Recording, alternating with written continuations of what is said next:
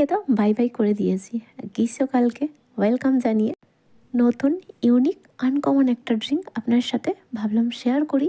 আর এই ড্রিঙ্কটা কিন্তু যেটাতে বানিয়েছি মানে ফ্রুটটা দিই, এই ফ্রুটটা কিন্তু অ্যাভেলেবেল মোটেও পাওয়া যাবে না। অনলাইনে পাবেন কি না গ্যারান্টি দিচ্ছি না, বাট এই ফ্রুটটা একমাত্র কেরালাতে পাওয়া যায়। এই ফলটার নাম হচ্ছে প্যাসিনো ফল। আচ্ছা, এই ফলটা কিন্তু মোবাইলে সার্চ করলে অ্যাভেলেবেল পেয়ে যাবেন। দেখতে খুবই সুন্দর হয়, ভিতরের কিন্তু অংশটা খুবই টেস্টি আর একেবারে আনকমন একটা টেস্ট আনে।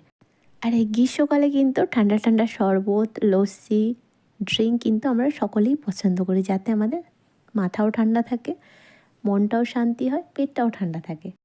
আসসালামু আলাইকুম, আপনারা দেখছেন কুকিং মাই লাইফ চ্যানেল। আজকের রেসিপি হলো প্যাসিনো ফ্রুট ড্রিঙ্ক।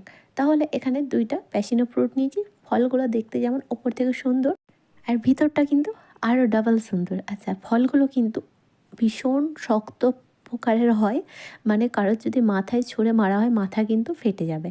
আচ্ছা, আমি এখানে 2টা ফল নিয়েছি। আচ্ছা, এখানে কিন্তু যেহেতু এই ফলটা এখানে পাওয়া যায় না, তো 1 বছর আগে আমার ভাই কলকাতায় এসেছিলো যখন অনেক নিয়ে এসেছিলো। আর এই ফল থেকে মানে বীজ থেকে যে গাছ হয় সেটাও আমি গ্যারান্টি ছিলাম না, বাট আমি বসিয়েছিলাম। 1 বছর পর গাছটা হয়েছে আর এবছরই ফলটা হয়েছে।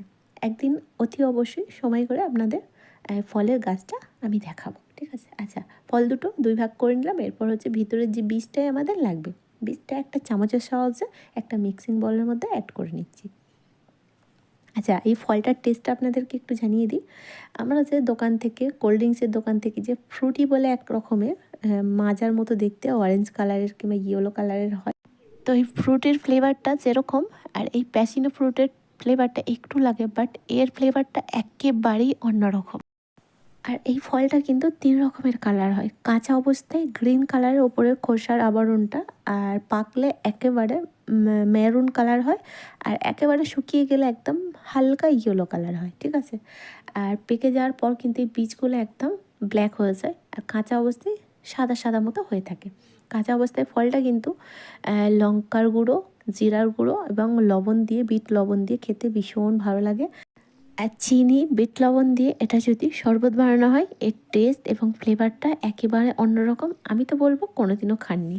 দেখুন, অনলাইনে এখন অ্যাভেলেবেল সব কিছু জিনিসই কিন্তু A to Z পাওয়া যায়। তাহলে অনলাইনে কিন্তু আপনারা সার্চ করলে, আর যদি ফ্লিপকার্টে, মিশোতে, আপনারা অ্যামাজনে অর্ডার করতে পারেন, ওটা পেয়ে যেতে পারেন।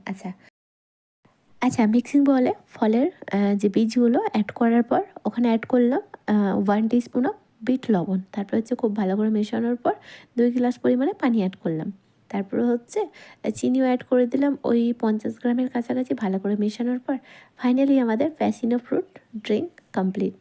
আশা করছি এই ড্রিঙ্কটা আপনাদের কাছে অনেকটা ভালো লেগেছে, একেবারে অন্যরকম লেগেছে। ভালো লাগলে প্রত্যেকটা বারের মতো আমাকে কমেন্টে জানাতে ভুলবেন না।